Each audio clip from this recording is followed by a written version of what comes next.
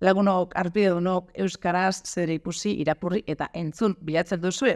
Laboral gutxan badakigu zer ikusi, irakurri edo entzun dezakezuen. Udako solstizioarekin Arriaga Antzokiak Juan Carlos Pérezen Saturraran estreinatuko du, bi emakumeren arteko maitasun historia kontatzen duen opera garaikidea.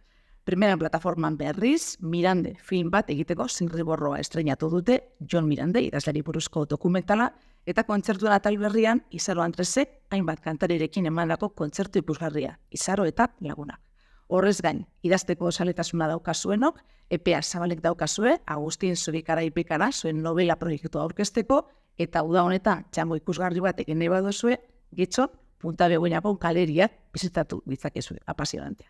Bukatzeko irakurgai bat, konzentrazio eremu alemanak bertatik bertara ezagutu zituen Etien Salaberria, idazlearen presonierraren sekretua, ipuin labur eta urragarria. Hori guztia ekainean, uztailean gehiago.